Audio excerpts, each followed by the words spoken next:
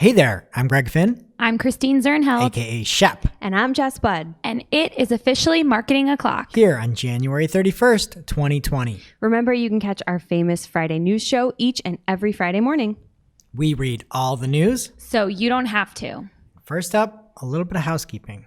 Shep, I'm sorry, I owe you an apology. Oh no, really? Yes, I played around with the collections in Google search, and I don't mind it. Wow. I gave you a little bit of flack last week. Can we ask what they are?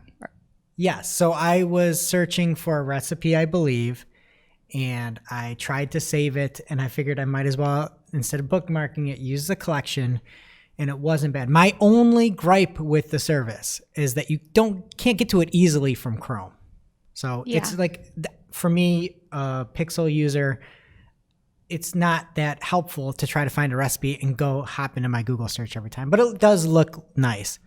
It looks a lot better, so I'll give you that. So They should just call it recipe collections because that's all it's good for, but it's going to be great for it, in my opinion. Dare I ask what you were cooking?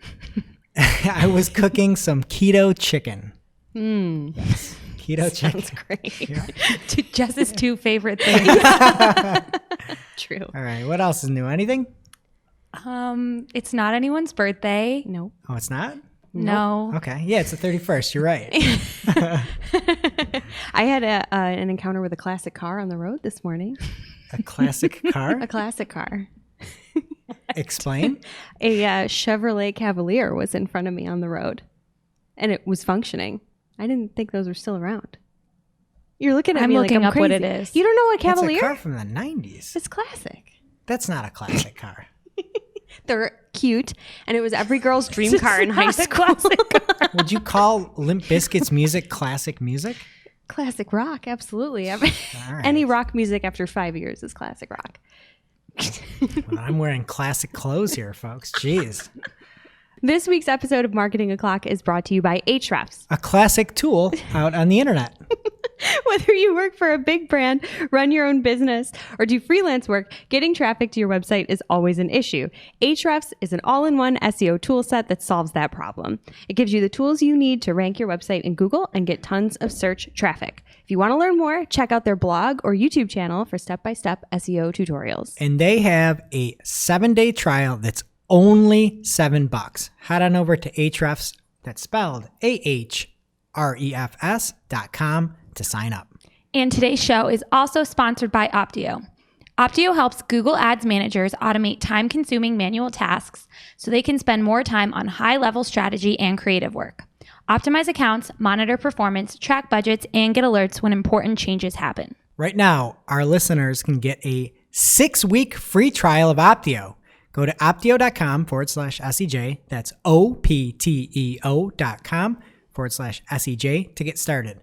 It's better than the 30 days you get if you're not one of our listeners. Thank you to our sponsors this week.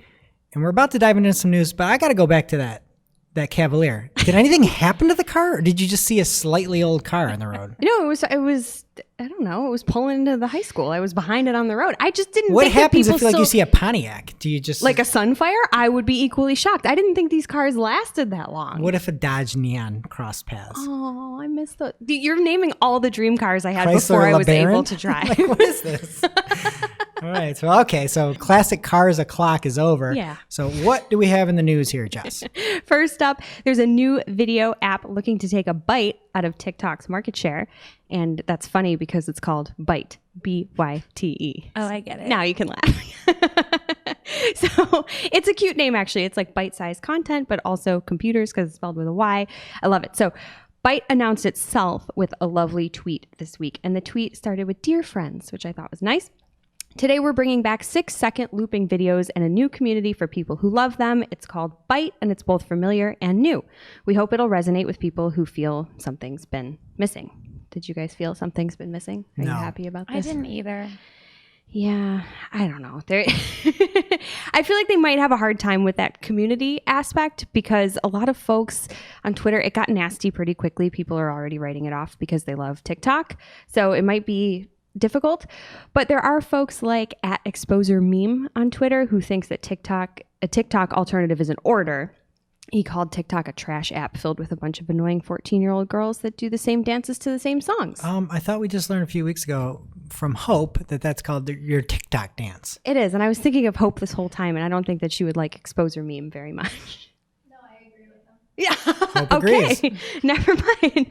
So they're already teasing dollar signs too to attract influencers to the Byte platform. They followed up with another tweet that mentioned plans to launch what they call a partner program in which creators, aka influencers, will be paid for content, all in the spirit of creativity and community, of course. And I really like that spin. So I don't know. I don't get a lot of stuff on these apps, the TikTok and the Byte, but I downloaded it just to check it out and it seems fine. My big thing though, I think Byte is a cute name, but if you reshare something on Byte, it's called Rebyted. And I don't like that. No, that checks out. I hate the looping. It just makes everything irritating. And I have so many people in my life that love to look up YouTube compilations of old Vines. And I find like 30% of them funny. Yeah, not much. It's right? because you had to be there. It's one of, you had I to was be here. Yeah, if you had But to be there, you don't weren't put it on the in internet. Vine at the time. You're going back. You weren't there. You're not part of the joke. Well, speaking of Vine, Byte, this is kind of spooky, was released on the 24th, last Friday. So that's exactly 7 years after Vine's launch. Oh, they totally did that on purpose. Of course they did. And it's by the founder, right, of Vine? Was one of the creators, yes. Oh, awesome. And I believe the funny thing is they had created Vine, sold it for $30 million to Twitter. Twitter just closed it down. So now fire it back up. I need another $30 million. Amazing. So did everybody get their Byte names or no? Yes. You registered? I did because What'd you I get? wanted to Did you log get the in. L or I did. hard I L in the got middle? Jessica L. Budd. Yeah. Okay. No. We should start a marketing clock Byte and just do all the headlines as fast as we can in 6 seconds. Oh, that's cute. Yeah. I like it. And then everyone can rebite it. Ugh, that doesn't roll off the tongue. I'm It's sorry. great. No. It's not. Rebite? Perfect. Rebite. No. Makes sense, but it's not No, catchy. it's like rebate, rebar, rebite. Perfect. All right, next up, Google has a new feature in the Search Console, the new version of it. And there is a tool that will temporarily block URLs from showing in Google. So you'll now have two different types of removals.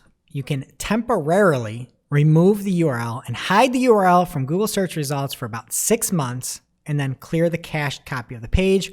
Or you can just clear the cache of the URL and wipe out the page description snippet and the search results until it's crawled again. So if you don't like what's out there right now, you'll now have the option of saying, get rid of it for 6 months, or I want to wipe that clean. Let me rewrite this and hope that I get a more favorable page description snippet.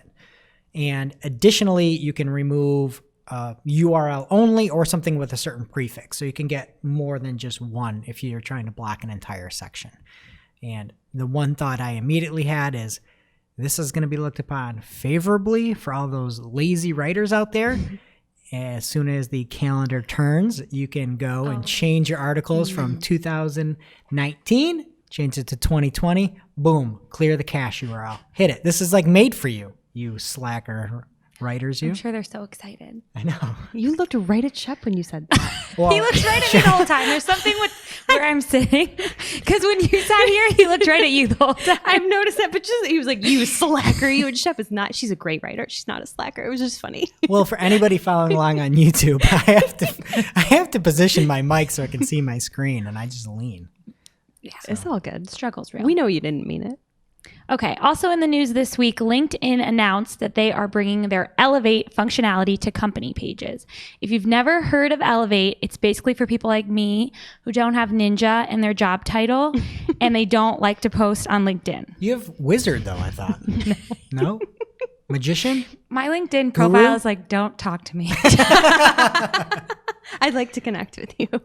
So this is essentially a tool for businesses to encourage their employees to be, quote, brand advocates on the platform. For admins who have the Elevate app right now, it curates relevant content based on their industry along with content they've published, and that content is then shared with the company's team members that also have the Elevate app, so they can share it on LinkedIn or Twitter. A little complicated. And it uses intelligent scheduling, so the content is shared when the networks are the most active, when you're going to get the most likes. Mm-hmm. So this, Well, you can now get the celebrates on LinkedIn or the insightful. Oh, I don't know because I hate it. Wow.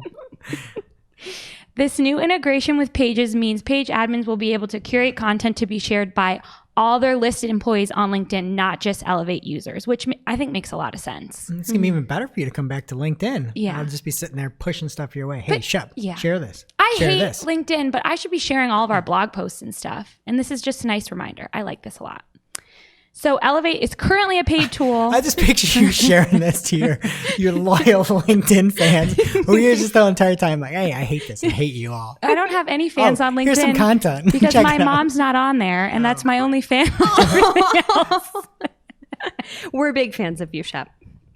So, as I said, this is a paid tool, but once it's added to the pages, it will be free for everyone, and this will be available for all pages by December 2020, at which point it will no longer be available as a standalone app. All right. Speaking of free for everyone, anyone who needs or publishes data, listen up. Google Dataset Search has come out of beta. And for anyone unfamiliar with what it is, I'm just going to quote the article here because it explains it very well. Google's Dataset Search enables searchers to find datasets stored across the web through keyword searches. The tool surfaces information about datasets hosted in thousands of repositories across the web. That second part is from Google. Basically, it's a way to search the web specifically for data like tables, images, maps, and more. And the cool thing about it is you can filter by the data type that you want. And you can also filter as to whether or not you just want to look at free data sets, because not everything on the internet is free. Some stuff's behind a paywall, so that's a nice feature as well. So that's for people that are looking for data. But it's also a big deal if you're a publisher of a lot of data, because it could help surface this content to more folks on the internet as people start to use this. So Google has added support in Search Console with a report that shows errors on dataset markup, as well as URLs that have valid dataset schema. So if you've got great data on your site and want to get in front of more eyeballs, you should really get in there and check it out. Yeah, and there's a lot of information. I know Sarah on her team was talking about some HR data she found. While you were talking about this, I just searched for podcast ratings, and I found the weekly podcast consumption in the US from 2013 to 2019. So content marketers, check this out. Yep. I've got a big cleanup of some things that happened last week and kind of the week before. So last week we talked about the featured snippet apocalypse out there, where there were one of the big things we saw that could have been problematic did become problematic, where anything that was a featured snippet like variant in the right hand side would have would drop the average position for webmasters in Search Console. So just to recap some of the changes that have happened, Danny Sullivan over on Google on his, I believe, Danny Sullivan account stated that sooner rather than later, those snippet-like variants are going to be moved into the center of the search engine results pages. And additionally, they will stop being deduplicated. And since he made that announcement, things have stopped being deduplicated if you're a featured snippet-like variant on the right-hand rail. Does that all make sense? So now they'll be like in the middle of the page, not at the top, right? Everything will be just in the middle at the top. Position 1 for a featured snippet. There's going to be none of the variants. So they're getting rid of the variants. Coming soon. But until that is moved over, you will still show up in the normal results and on the right-hand rail with your snippet-like variant. Glenn Gabe, BFF of the show, had clarified that over the weekend. He slid into our DMs. Yeah, he told us about it on Saturday and corrected us.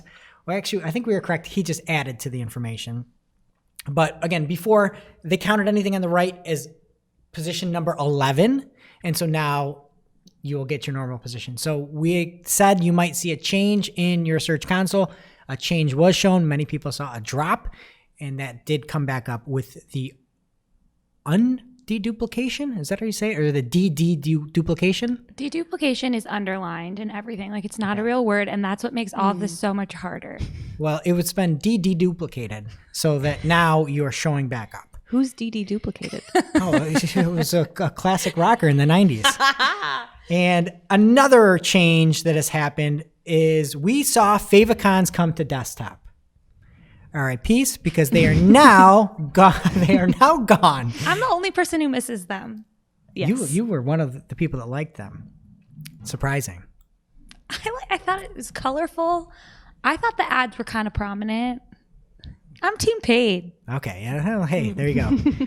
Your true colors are showing. Anyway, they had done that initially, adding the favicons on desktop to mimic or mirror, as they said, the design that they've had for many months on mobile.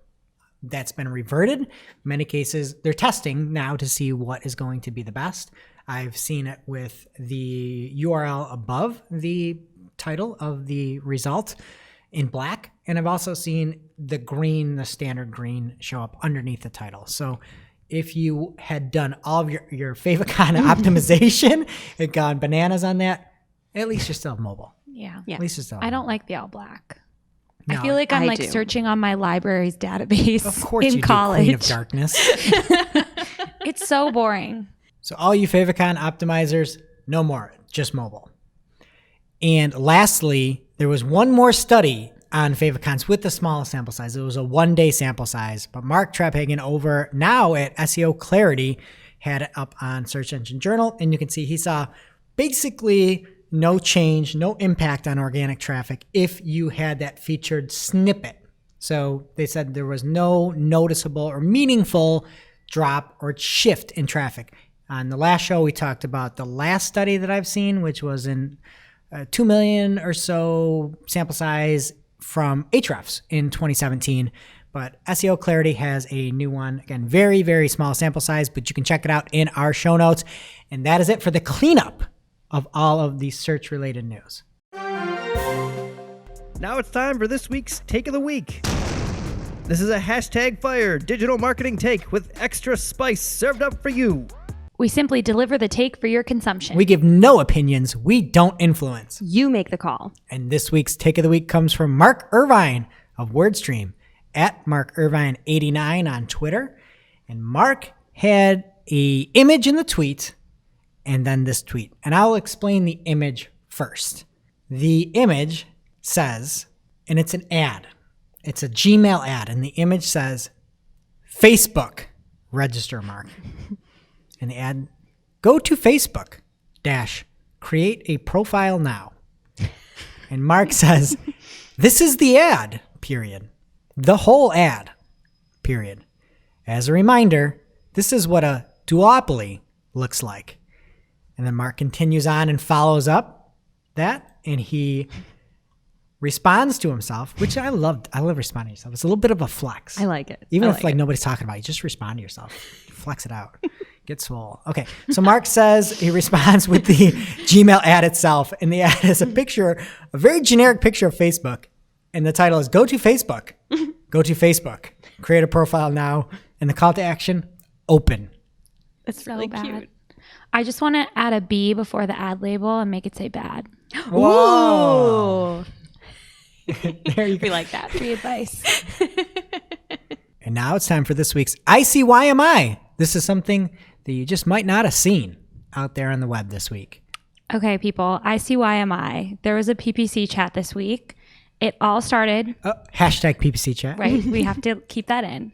It all started with Julie F. Bikini at Neptune Moon, who asked, what is the biggest client misconception about acquisition campaigns? And there were a ton of great responses. One was from Tim Jensen at Timothy J. Jensen on Twitter. And he retweeted a tweet from Steve Hammer that said that you can make people search. If no one knows this category and there's no keyword demand, you need to tackle it in other ways. #PPC chat. Yep. And that's at Armand Hammer on Twitter. Yes, sorry. This is a lot of Twitter handles. I'm doing my best here. So then Tim Jensen retweeted this and he said, have worked with people who take the approach of, let's get search working first before we try other channels. Then it falls apart because they're not making an effort to generate demand elsewhere. #PPC chat. This makes me think of all the SaaS companies we were talking about last week. Like when you're making something that's new that nobody's ever heard of, nobody's searching for it. And we have some clients like that right now where there's just, it's a very good product, but it's a very unique product and people don't know it exists.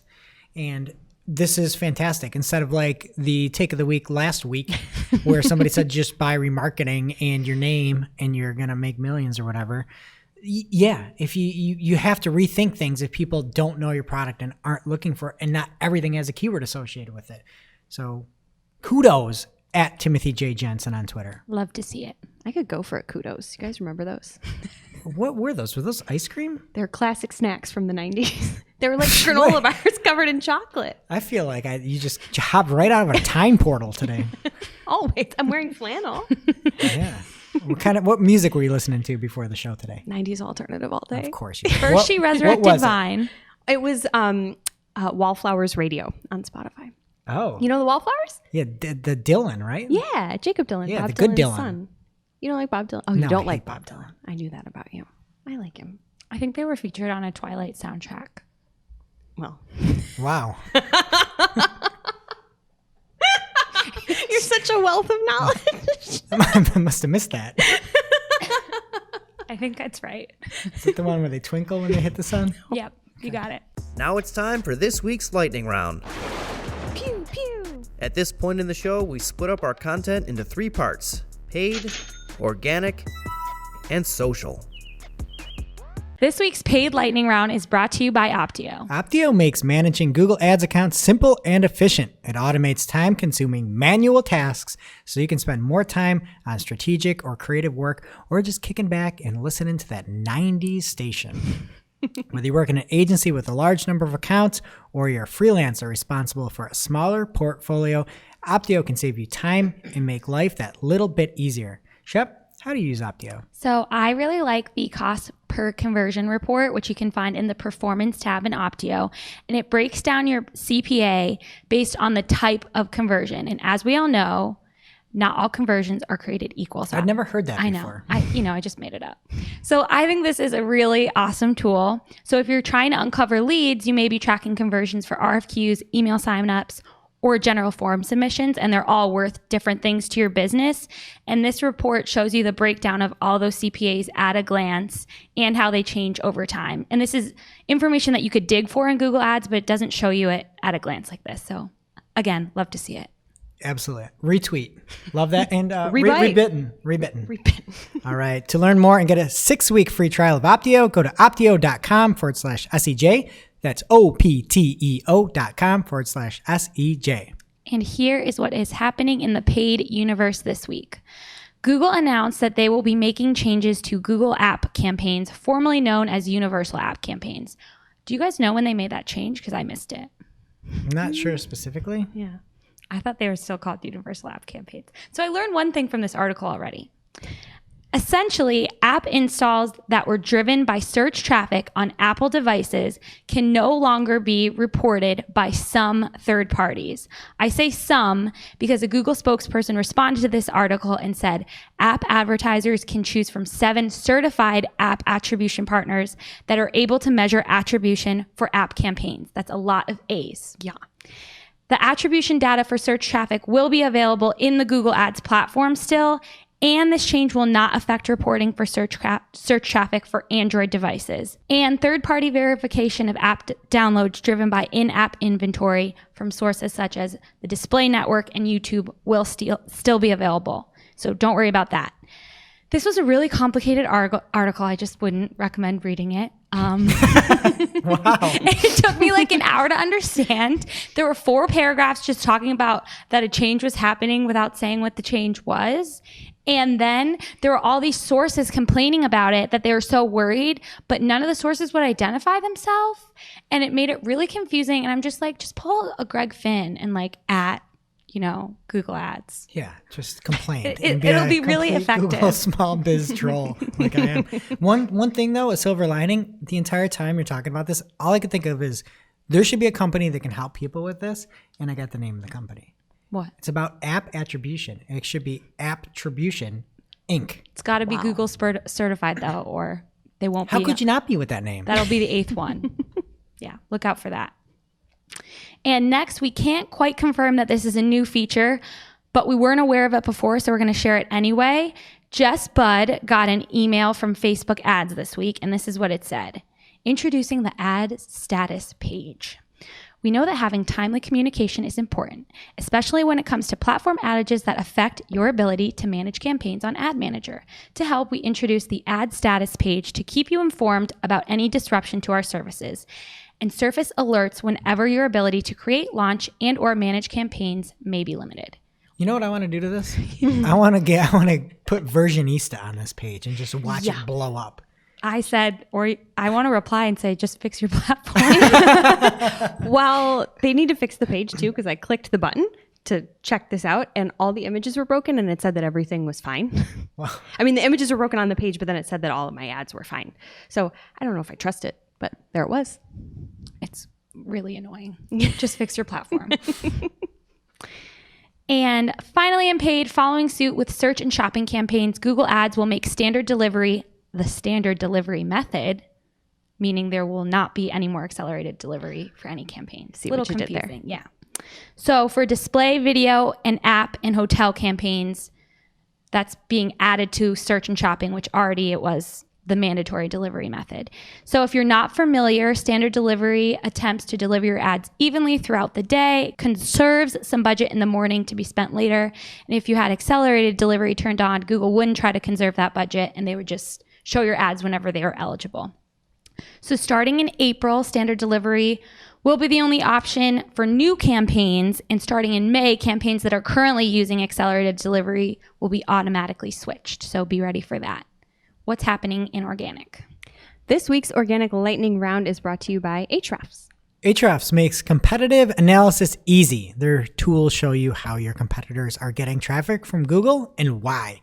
You can see the pages and content that send them the most search traffic, find out the exact keywords they're ranking for, and which backlinks are helping them rank. From there, you can replicate or improve on their strategies. If you're not getting significant search traffic, Ahrefs tools also help to find topics worth creating pages or content on. You can easily see estimated search volumes and gauge traffic potential with their Keywords Explorer tool. If you are getting search traffic, great! Use features like their top pages report to break down which of your pages are bringing in the most traffic and figure out how you can replicate the success. Jess, how do you use Ahrefs? So this week I was using the competing pages report to do some keyword research for a client. I popped in the URL for one of their service pages and it pulled up a list of specific pages on other websites that rank in the top results for the same keywords as our page, our client's page. But not only could I see the shared keywords, I also found terms that were unique to my competitors' pages that our site is not ranking for. So if you listened last week, it functions a lot like the competing domains report that Shep talked about, but the competing pages report is really great if you want to drill down into specific products and services rather than your brand or site as a whole. And they have a 7-day trial for only $7. Head on over to ahrefs.com. That's ahrefs.com to sign up. All right, what's happening in organic this week, Greg? Everybody, this is what we've been waiting for. There are 117 new emojis that have made the final list for 2020. And to celebrate, we're going to have a draft. If you want to see all the emojis that are out there, and this is the final list that have made the cut for release later this year, head on over to marketingclock.com or Search Engine Journal. But we're going to pick a team of our best 4 emojis. Who wants to start? Me. Okay, what do you have first? 70s hippie bride. Female. 70s hippie bride. Female.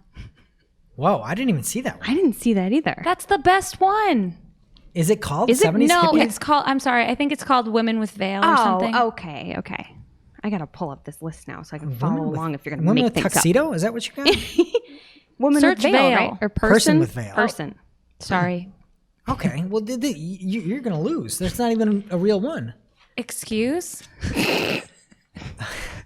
Person, She's a hippie bride. I don't even, which one is she even talking about? She's talking about that one that you're Look looking at that collar. She's a pilgrim, not a hippie. I don't know why you're worried about No, her collar. Look at she's her a face. bride. It's not. This is also a non-binary too. Yeah. These people No. are creepy Person. looking. Okay, but there's that one has a mustache. These are all non-binary. The mustache So one you just says got man. canceled on your first pick. Yeah. Okay, so you got person with a veil and you've been canceled. Okay, so my first pick is the knot. Where's that? Just search for NOT. You cannot find Oh, it. I found it. The knot is phenomenal. It's a joke. Whenever I say something and I don't mean it, I can just hit people with the knot emoji. Wow. I'm like I said on a recent podcast, I'm playing chess on a checkerboard here. What do you got, bud? Do you know what kind of knot that is? Does anyone? I don't know. Okay. You do not know. Get out of town. My first pick, which I can't believe neither of you chose, is Smile with Tear. Oh, Not on my list. it's Didn't the make my first radar. one. I went right past it. Yeah, it's applicable to our lives all the time. Okay. So you've got, remember your picks, please. Also, so you have Smile with Tear. And then what's your second pick, Jess? Oh, are we doing a snake or whatever? Black cat. Black Cat. I knew you picked Black Cat. I didn't want to be predictable and do that first. Okay, next, for my next pick, I am going to pick the Mousetrap. I feel like the Mousetrap can do so much. Instead of saying it's a trap, you just have a mousetrap. When somebody says something, you should be like, I don't know if I'm going to respond to. I could just shoot somebody the Mousetrap emoji in Slack, and we understand many purposes for this. And my kids like that game, although it's so hard to set up. Oh, it takes more time to set up than Pregnant walrus. Pregnant walrus? You're just making these emojis up now. Are you talking about the seal? It looks so weird. It's a baby seal. Look at, nobody puts their hands on their belly like that Unless you're you're Meghan pregnant. Markle Yeah. and you're very pregnant. Or you're this I baby. think it just got canceled again. Okay, so what's your next one? Okay, I gotta take the piñata. It's a good one. Okay. You don't have an alternate name for that. All right. I haven't got one single one that I wanted off the board yet. So my next one is the atomical heart. Or sorry, atomical. What am I even saying? Is the I think atomical is the right word. anatomical Oh, is the anatomical heart. okay. That's what it's technically called. It just looks like the actual heart, I missed the yurt. but it's you have one more left. So, And it's called hut. but instead of saying like a heart, like you like something, it's funnier because you show like a human heart. It's funny. Are you going to use it to heart things? That's your... Yes. Okay. I mean, you could probably guess this. I'm going with headstone next, which I actually recently made a headstone Right, emoji in planters. Slack. Yeah, too soon. But I recently made a headstone or a grave, I think we called it, emoji in Slack because we needed one, but I guess I didn't have to do that. So And what's headstone. your last one? Oh, plunger. I had plunger on my list. Oh, you want it? No. Because I'll just go man feeding No, baby. no, I'm not. Okay. It was number 10 on my list. Oh, all right. I want it then. Plunger. Plunger is mine. Because you never know when you're going to need it. And so my last one is a surprise. It's out of left field. The cockroach. Why? The cockroach is great. It can mean anything. You get these people that just always stick around. Some things like never die. The cockroach. You can just send so much in one little emoji with the cockroach emoji. Okay, I'm taking the yurt. It's called hut according to I this wish list. I could vote to get rid of one, and it would be intimate hug. There's an intimate hug? It's weird. It's weird. It's I thought you were going to take the roller skate. This is who even are you? I thought so too. I don't even know That what was you the are. first thing I thought when I saw that. Okay, so Shep, what are your picks? I had 70s bride, gender non-binary, piñata, yurt, and what was the other one? Pregnant walrus. It's a seal. All right, so I had a knot, a mousetrap, the human heart, an actual looking heart, and a cockroach. I had smile with tear, black cat, headstone, and plunger. There's nothing more like you than that list of emojis you just picked, Jess. Thank you. You don't want to say that about me. I feel like you're speaking a different language to me over here. And nobody picked buffalo here, and we're based out of buffalo. Too obvious. So muscly. It's weird. Yeah, okay. Well, anyway, check it out if you want. And you can all listen or let us know who won the draft. And everybody can vote for me because I won. Thanks. Next up, there is a guest article on voicebot.ai. And the name of the article is Why It Matters That Google and Spotify Have Joined the Personalized Audio Content Revolution. This is kind of a sales pitch, but there is some good information in here. And one thing that I thought was very interesting was that in 2014, people listened to 80% of the time of their listening went to music, aka Jess, and then 20% went to spoken word audio, probably more like Shep, because you're just like murder mystery all day. But that changed. That dropped 4%. In 2019, 76% of people are now listening to music and 24% are spoken word audio. And it talks about how Google and Spotify are racing to try to have, well, I guess they're doing different things.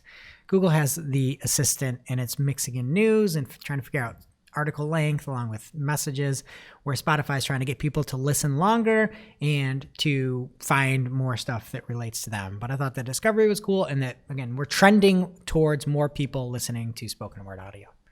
Hello. Next up, Duckduckgo is adding quick answers to the search results. And Matt Southern covers where those answers are coming from. And it's really pretty simple. It's WikiHow. So DuckDuckGo is pulling in answerable answers to their results, and it has to come from WikiHow. So if you're trying to optimize they're sort of like feature snippets, but they're how-to. So it's not really a feature snippet. But if you want to optimize your DuckDuckGo how-to snippety things, just become an author over on WikiHow. That's how. Next up, Botify has a partnership with Microsoft that brings real-time content indexing to Bing. Botify is an enterprise SEO platform, and last week they had announced a partnership that will use the Bing Content Submission API pilot. They're offering they call the Fast Index, and it will feed Bing new content and be allowed to exceed the 10,000 URL limit that is currently set for the API. So if you are a website that has more than 10,000 pages, this might be for you. It is a paid platform. I think last time I knew, it ranged between 10 and 20 grand, maybe a year. You have to contact them for the actual pricing, but customers include Macy's, Expedia, Condé Nast, eBay, Monster, and others. So if you have a big indexing problem and need this, it's for you. There was no comment on podcasts ranging in the hundreds of episodes. We probably don't fit into that. Not yet. Not yet. And next up, Google is trying to unify its workplace tools and messaging apps into one service. Google currently is trying to bundle all the various iterations of Hangouts into something more usable and less confusing. So it was once a kind of customer-facing platform, but Hangouts now is geared towards enterprise customers. And it has been split into Hangouts Meet, which is a video chat app. We use Hangouts Meet.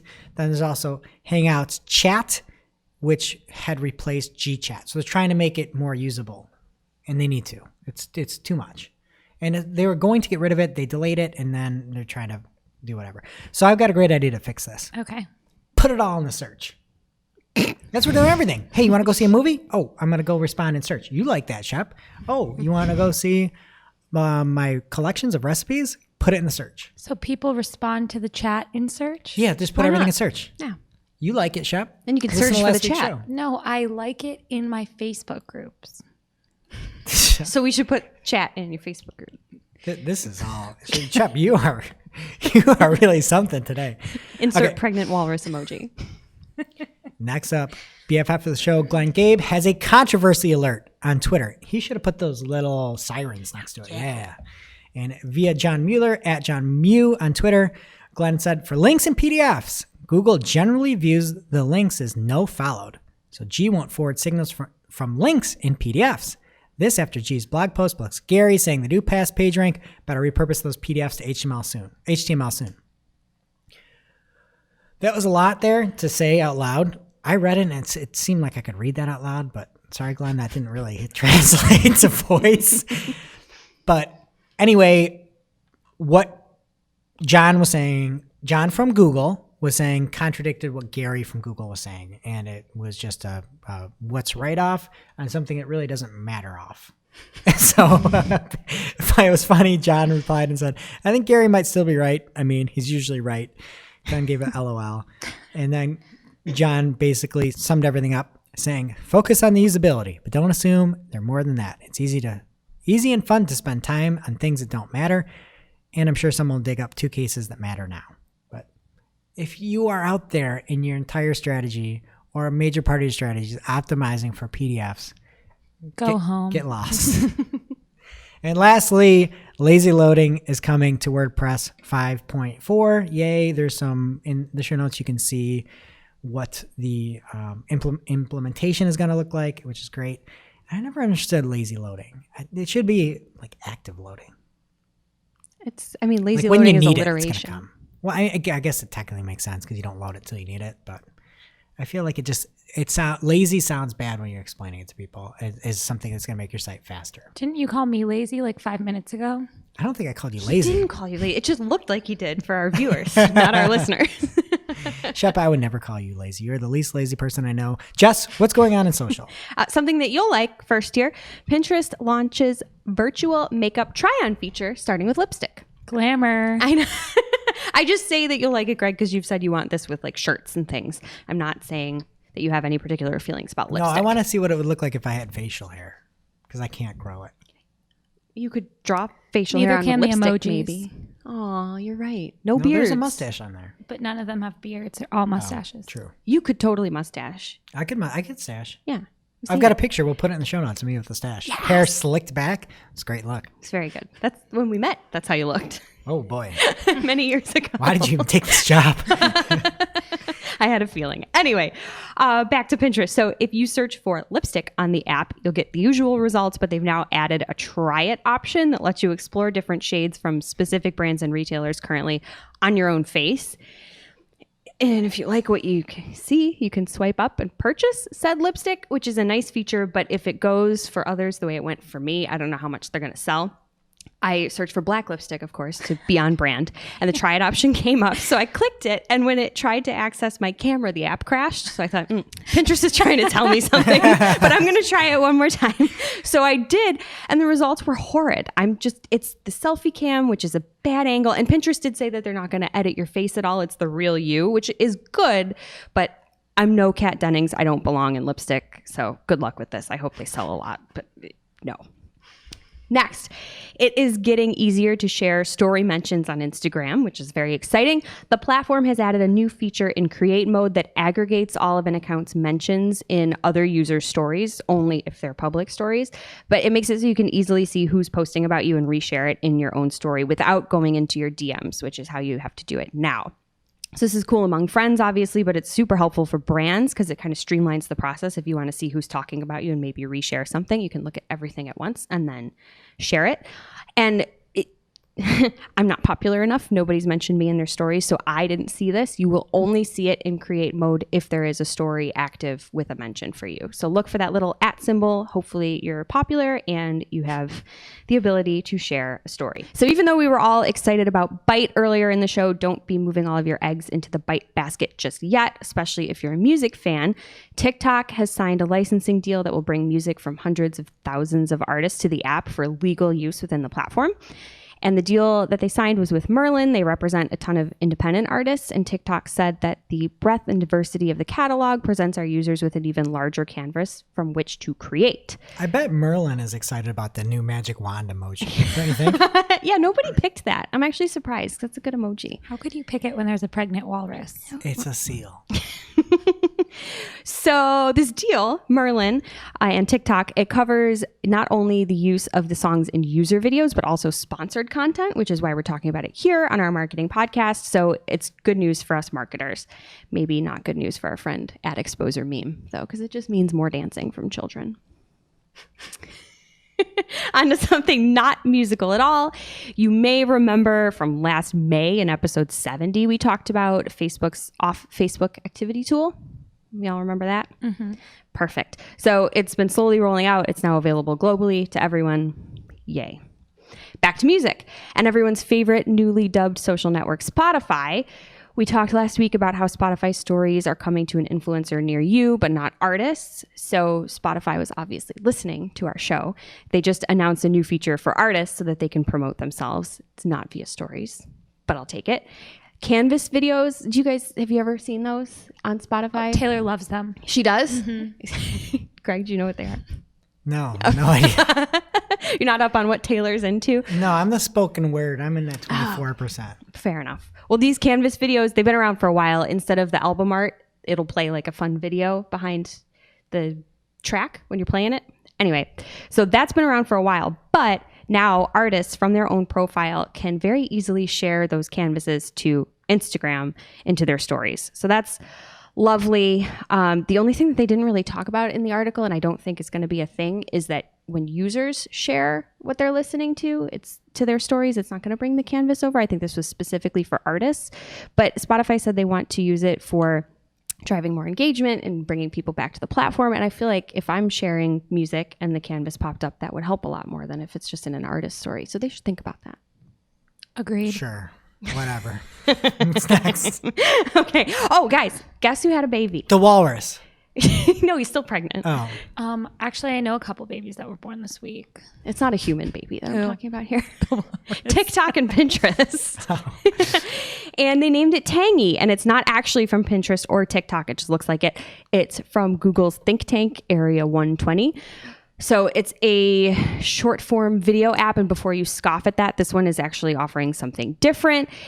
And the founder, Coco Mao, put it this way: the platform's goal is to help people learn to craft, cook, and create with quick 1-minute videos. We designed Tangy to make it easier for users to find a lot of high-quality how-to videos. So I think it's a nice concept, but I don't really like the name because it just sounds like it's food-based and there's crafty stuff on there. So for now, if you want to check it out, it's free to download and it's ad-free. We'll be sure to let you know when that changes, though, because we are, for the most part, #team paid. Next up here from social media today, Snapchat publishes new data on brand expectations among Gen Z consumers. The key takeaway, which I didn't find to be too surprising, was that Gen Z just wants you to give a heck about them. Aw. Exactly. Very sweet. Among the top responses to what they're looking for in a brand that they'll spend money on was, quote, brands that make people happier, which again, aw. You know what makes you happier? Getting off of TikTok. It makes you happier. Gen Z. This is Snap. You've never been on it. Snap. Everything. Get off of it all. Get off. take the earbuds off and go climb a mountain. I agree with that. But 82% also said that they're more likely to support a company that makes changes based on customer feedback. So I'm wanting to know more about this rogue 18% that's like, nah, I don't care if you care about me. I'll spend money on you. Hey, that's like us. We turned our volume up. But we're not Gen Z. Oh. Well, yeah, nobody. Oh, I see what you're saying. We care about Yes. our users. Yes, we adjusted our volume, and I hope it's to people's liking. Anyway, if you're a brand that cares about Gen Z or thinks you should, check out the show notes for the full article. Lots of good stuff in there. And lastly, here in social, some more stats for you stat lovers. This comes by way of @JoshConstein on Twitter. Facebook has a new stat that it's calling family average revenue per person, or ARPP, not FARPP, much to the chagrin of the entire internet. So according to an article from TechCrunch, which Josh shared in his tweet, this stat is essentially the company's total revenue divided by total users on Facebook, Messenger, Instagram, and WhatsApp. So it's not the revenue of families, it's revenue from Facebook's family of apps. So this rose from $6.52 per person in Q4 of 2018 to $7.38 in Q4 of 2019. And not surprisingly, the majority of that revenue comes from advertising. So it's fun. People wanted to talk about this. I need to say something before you get into all the jokes. This is one of those things. Facebook is doing this to make their numbers look better and find some way to skew the data to show that Facebook is where you should be putting your money. Because, oh, look, the average income, the average or whatever revenue per person is more here on Facebook. It reminds me so much of sports, where you see some random stat and you're like, oh, Alfred Payton was the first person ever to record 13 assists and have 5 steals with a under 0.07 turnover ratio. It's like, you just made this up. People are leaving Facebook. You're making this up, and this is what you're going to report on. You can't do that. But they did. Oh, well, I mean, you can do that. They did. And they did But say, I don't like that.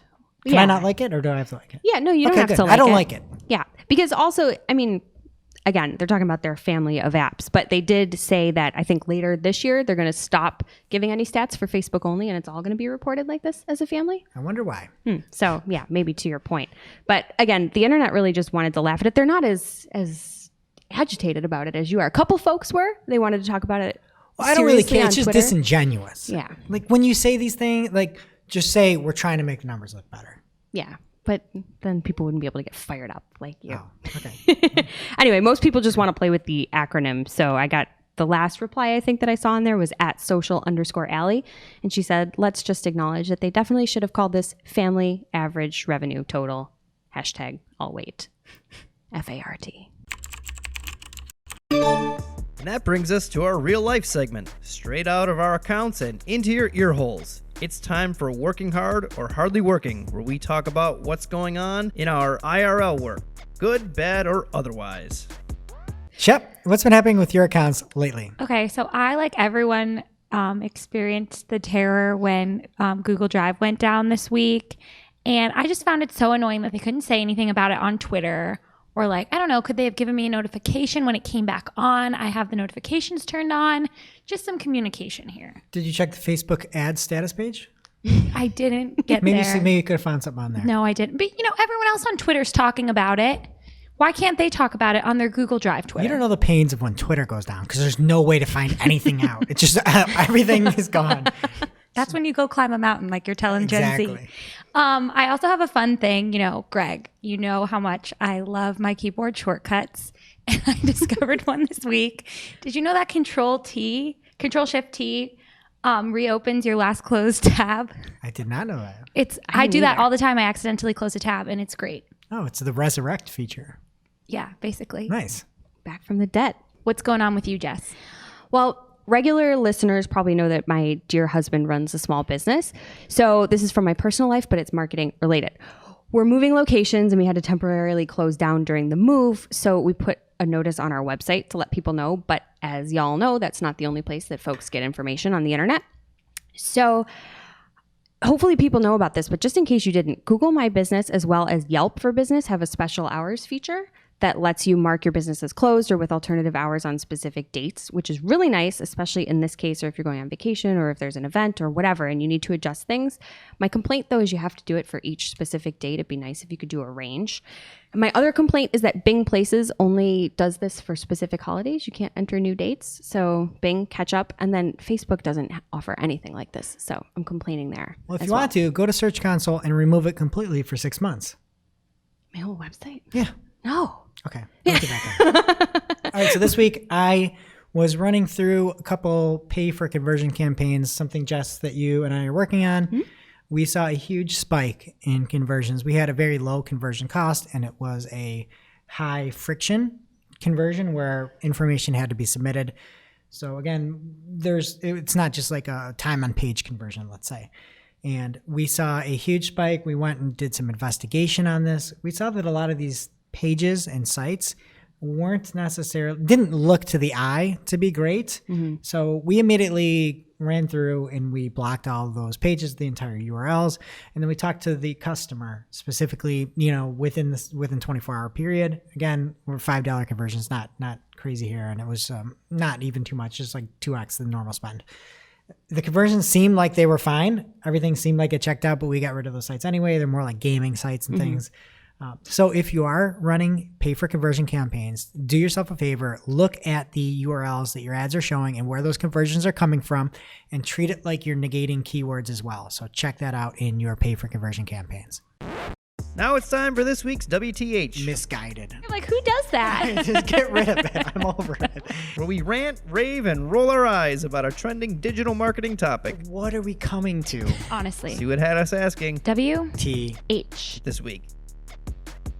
This week's WTH comes to us from Joseph Cox and Vice, and according to an investigation by Motherboard and PC Mag, Avast, an antivirus program used by hundreds of millions of people, is selling highly sensitive web browsing data. And this basically turned into actual digital marketing news later in the day because we record a day earlier. So on Thursday, this became actual real news. Mm-hmm. Everyone's talking about it. So the report says that Avast has been collecting browsing data from customers who install the company's browser plugin, and then Avast's subsidiary company, JumpShot, repackages it into various products that they sell to many of the largest companies in the world. And some of them are Google, Yelp, Microsoft, McKinsey, Pepsi, not Coke, Home Depot, Condé Nast, Intuit, and many others. Sounds pretty spooky. So this information doesn't include personal data such as names, but it can report Google searches, locations, and GPS coordinates searched on Google Maps, LinkedIn company pages visited, specific YouTube videos watched, and activity on not safe for work websites. Really detailed activity. Gets into it in the article. So JumpShot claims to be the, quote, the only company that unlocks walled garden data and seeks to, quote, provide marketers with deeper visibility into the entire online customer journey. And there is an update. As of Thursday, after this article was published, Avast announced that they will stop JumpShot data collection and wind down their operations with immediate effect. So, but it sounds really spooky. Wind it down doesn't sound immediate. Sorry. No, especially when you were valued at $180 million and your contracts were $2 million to ComScore, I think it was. So they're just like shutting it down. That's crazy. Another thing I thought was spectacular, just a very creative use of this data. And to Avast's credit, you look at what they say you're giving them by using this free plugin. It's pretty clear what you're giving up.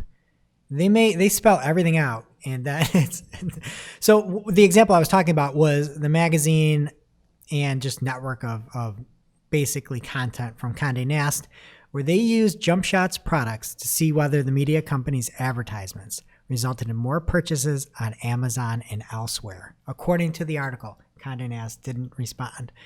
But to me, it's one of those things where nothing is free. Mm-hmm. You're getting this Avast browser. Read the terms and conditions when you download something. And Avast didn't really do anything wrong. Everybody signed the box for this.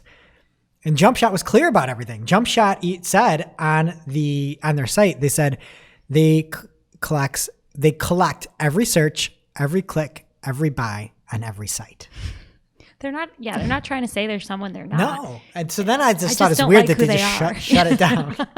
It's like, all right, shut it down. And it's pretty funny that they're like antivirus, you think security, and then they're selling all your crap. It just seems icky. Yeah, I don't like it. Kind of reminds me of a certain South Park episode. Oh, which one? The human centipede? Must have missed it. It's about consenting to services and reading the terms and conditions, and all sorts of hilarity ensues. So many lessons there. I know. Look it up.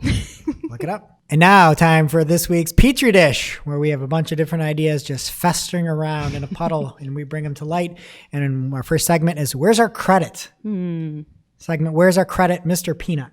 We hated it first. Who thought that death would be funny? Nobody. Planters. And now That's good really luck bad. with the Super Bowl commercial. You've got the funeral commercial coming in. Is that what it was? Yeah.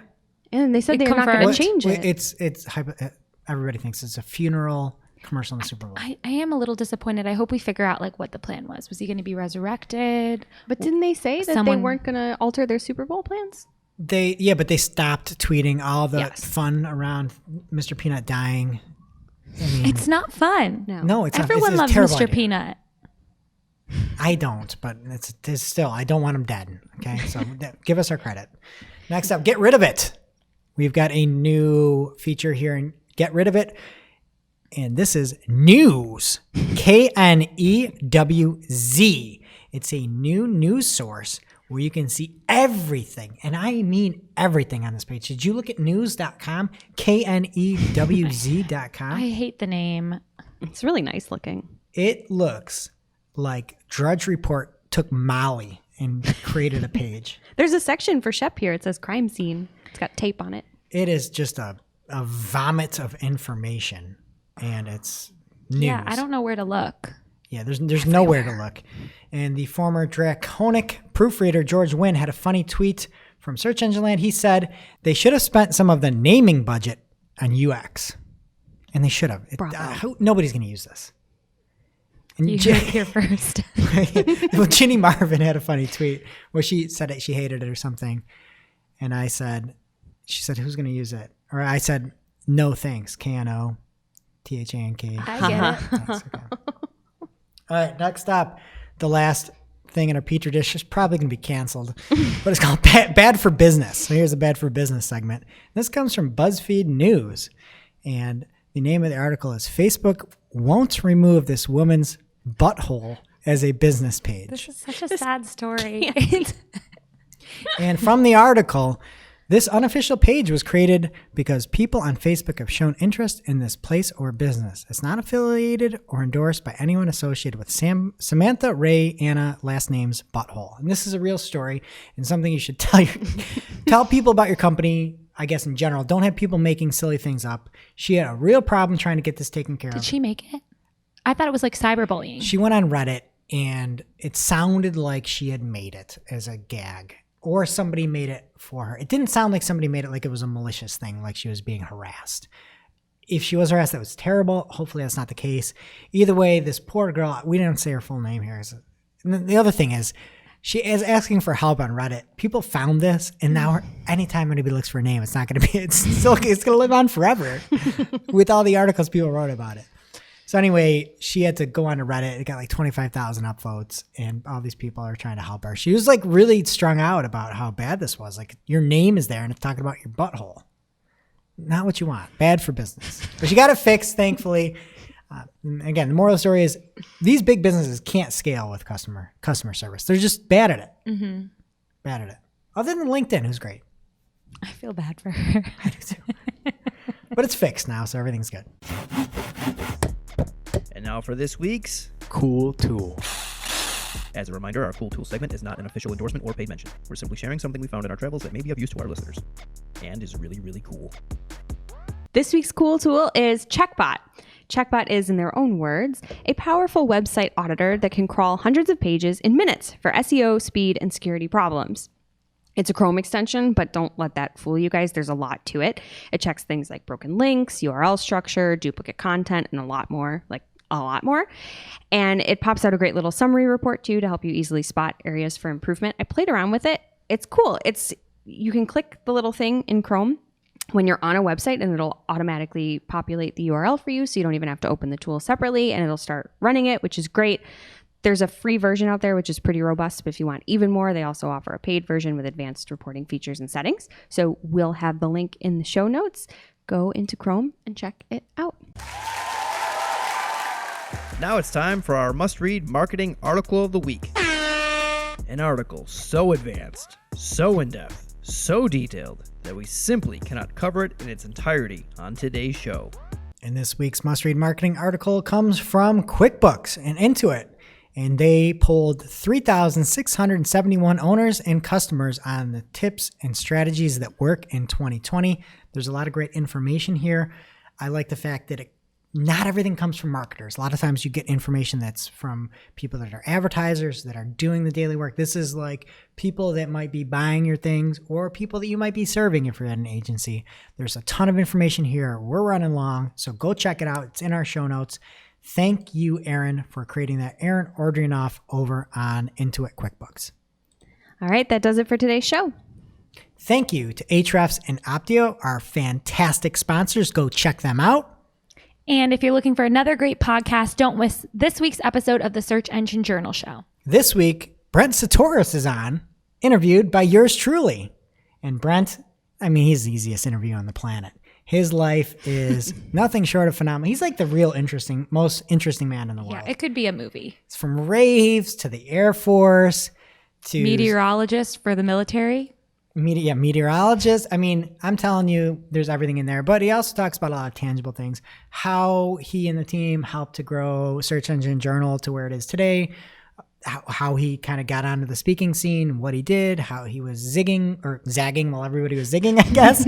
And I asked him a very important question about if he can really cook a bird. And if you want more information on that, you got to check it out over on the Search Engine Journal Show. It is now officially not Marketing and Clock. Remember, you can catch everything from this show on marketingandclock.com. While you're there, please be sure to subscribe so you don't miss a single episode. And we will see you next week.